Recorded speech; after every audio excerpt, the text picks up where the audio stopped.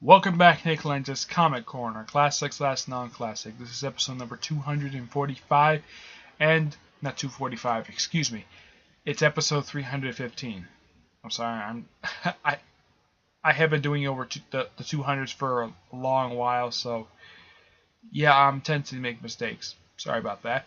This is episode 315 and Doubleshot 245. Okay. First up is a book that you'll find out when it's not terrible. X-Men, the worst X-Men ever. Yeah. This little mini-series was released early this year, believe it or not. And with all these costumes, how they look so different, you're probably asking yourself, what the heck continuity does it take place in the 616 universe? From the look of the costumes, it's heavily implied to be, but I think it takes place in its own continuity. I don't think anything that happens in here affects the whole Marvel Universe as a whole.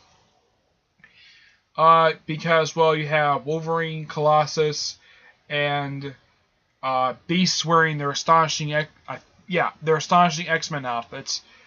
Storm is wearing her 80s. Storm and Rogue wear 80s outfit. Banshee is wearing its classic outfit. Pixie is wearing modern day along with Angel. Some of them it could take place in present day, but I don't think so, mainly because Wolverine's dead. Yeah, that's mainly the reason why. Probably the most weirdest thing that's happened in this book is that the main character, whose name is Bailey Hoskins.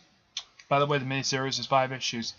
The most shocking thing that happens in the book is him making out with Mystique. Now, she says, oh yeah, she's pushing 30. You see, here is the thing with Mystique. She has heavily exaggerated her age for years. Like, in this miniseries, she claims she's pushing 30. Another point, it was a claim that she was 150. And in Mike Carey's one, she was claiming she was in her 80s. Now, as for how old she is, I have no idea. I'm more believing she's 150 because the fact that she had met the character Destiny, who was her life partner for years. Yeah, she's basically her domestic partner. Met her back in 1900, so it's more a possibility she's over 100 years old. She's around the same age as Wolverine. At least Wolverine makes sense. The fact, yeah, he's over 100 years old. But Mystique, the other reason why that she heavily exaggerates by her age, because she frequently lies, and she's a shapeshifter. And plus the artist gave her a more, how should I put this? A different outfit than she's normally seen in. Yeah. If you want to know where her outfit is, let's see. This is her outfit right here. It's much different than how she's normally picked. I mean, you probably think, oh yeah, that's nothing new. But, yeah, it's like the artist really wanted to... draw Mystique butt-ass naked. But, I'm sure that probably editor told him, no, put some clothes on her, please. We don't want a naked Mystique in the comics, even though that Mystique is frequently naked in the movies. Even though both actresses, Rebecca Romijn and Jennifer Lawrence, are covered by prosthetic to cover up the naughty bits. Despite the fact the rear end is almost constantly showing up when they're in the blue skin form. So I guess the artist's like, okay, I'll put some clothes on her. But I'll put it where it says very, very skimpy looking out. I mean, the gloves and boots look classic Mystique. But her outfit is like, okay, let's give her much more less clothing than usual. And she doesn't have the skull belt thing that she's normally doing. And by the way, this is the most shocking thing that happens in the whole book, in my opinion. Yeah, Mystique kissing this one-shot character who only appears in this one miniseries, and as far as I know, has never shown up again. Now, like I said, it takes place in no continuity because, well, half the X get killed off, none of the villains die, and apparently at the end of the miniseries, a building gets destroyed. Yeah. But the artwork is great. The writing is good, but the story is not very interesting.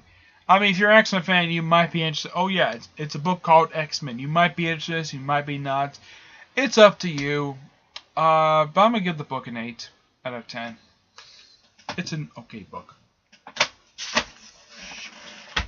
Now this book, I am really happy I got this book. Spider-Man 2099, Volume 4, Gods and Monsters. Reprinting issues 54 to 58 of Spider-Man 2099, even though in the book it says 2015, which is Volume 3, issues 6 through 10. Written by Peter David, artwork by Will Seeley and Rosalind Rosberg. Let's see. Yeah, Rosalind Rosberg is the colorist. Will Seeley is the artist on here. Now, simply put, like with the previous 29 volume, each issue is a continuation of the next. It's very heavily serialized. Now, the first 2 issues, like on the cover, you see in the cover, yeah, it involves the Inhumans. Now, my guess is Peter David was very hesitant to do this, simply because he probably didn't want anything to do with music. He just wanted to tell his own story. But I'm sure that maybe Charles Shaw has something to do with it. I have no idea.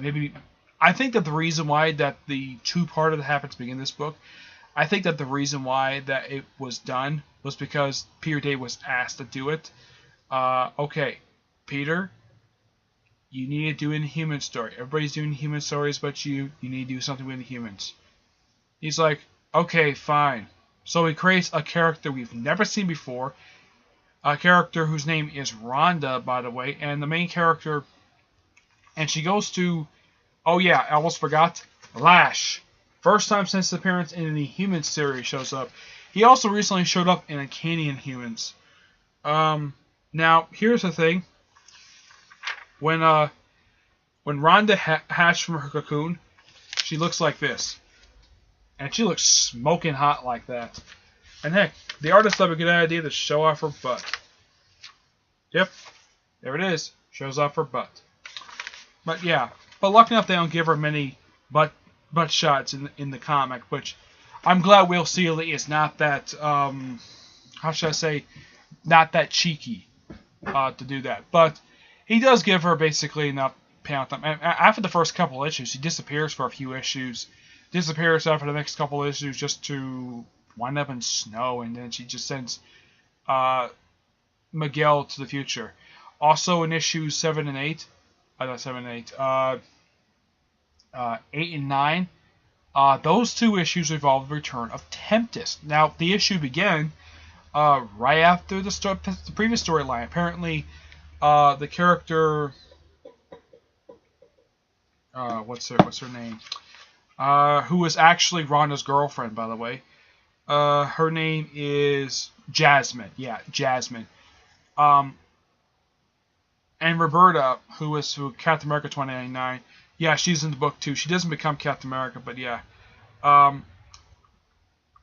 Now, one thing that as a fan of classic Spider-Man, and even Edgar might appreciate this when he gets up to reviewing this character's first appearance. Pretty much we have the return of a character that I quite honestly haven't seen in a while. Now, some people thought maybe this character was dead, but no, he's alive. Ladies and gentlemen, for some people who do not know who this character is, this guy here, this is Mountain Man Marco.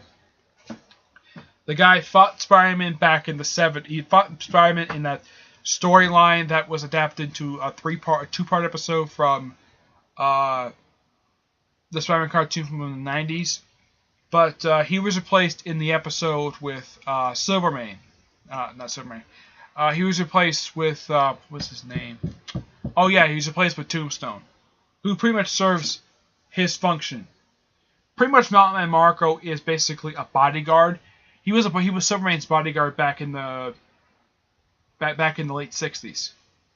For a 3-part storyline from issues 73 to 75.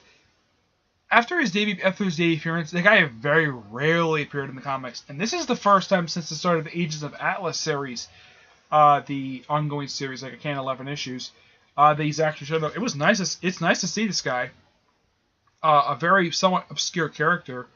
I'm glad the fact Peter Dave brought this guy back for a quick little 2-part story.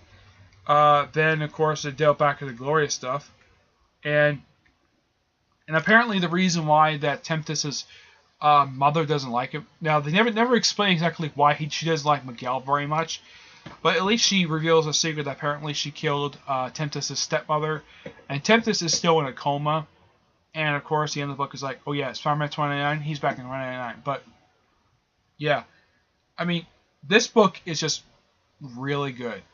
I highly recommend it. Simply people who are fans of the 29 character, of this particular character, and people are fans of Peter David. So I'm giving this book a 9 out of 10. This book is just awesome. And looking forward to volume 5 whenever it comes out, which probably should contain the next 5 issues.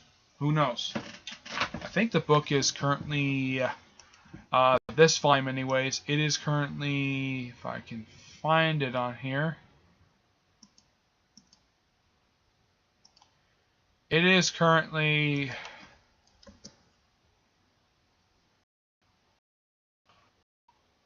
okay, it is 6 issues in. So it's already past 60 issues already. I think it's, right now, let's see, 12 plus 12 is 70. I think that's, I think it's released, I think this Spider-Man 29 series is only released 71 issues overall. But it's getting close to that 100 issue. Hopefully Marvel will actually give it to that, okay? So, but that's it for this episode. Stay tuned for the next episode, which will be episode 316 and Doubleshot 246, okay? So until then, I will see you there.